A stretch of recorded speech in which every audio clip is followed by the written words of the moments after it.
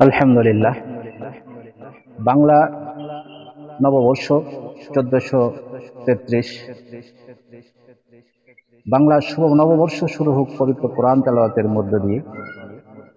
বিজাতীয় কোনো সংস্কৃতির মাধ্যমে আমরা বাংলা নববর্ষ শুরু করতে চাই না। আমরা বাংলা নববর্ষ শুরু করতে চাই পবিত্র কোরআন তেলাওয়াতের মধ্য দিয়ে। শুধু বাংলা নববর্ষ নয়, মুসলমানের প্রতিটি দিন, প্রতিটি কাজ শুরু হোক কোরআন তেলাওয়াতের মধ্য দিয়ে। আজ আমাদের বাইতুল কোরআন নুরানী আফিজিয়ার মাদ্রাসার ছাত্র বাংলা 1433 নববর্ষ উদযাপন উপলক্ষে পবিত্র কোরআন তেলাওয়াত করছে আমাদের অত্র মাদ্রাসার ছাত্র মোহাম্মদ আশিক। সে এখন আপনাদের সামনে পবিত্র কোরআন থেকে তেলাওয়াত করবে। أعوذ بالله من الشيطان الرجيم. بسم الله الرحمن الرحيم. الرحمن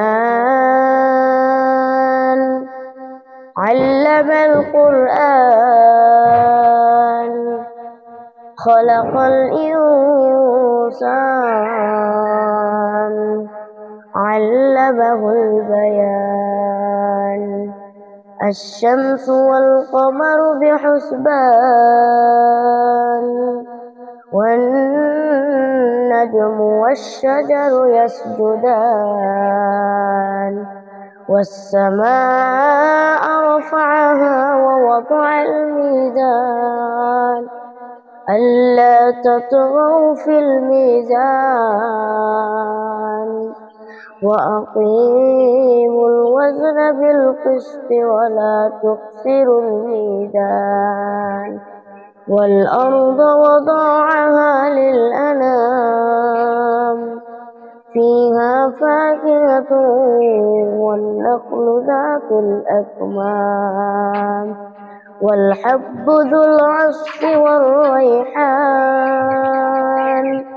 فبأي آلاء ربكما تكذبان. صدق الله العظيم.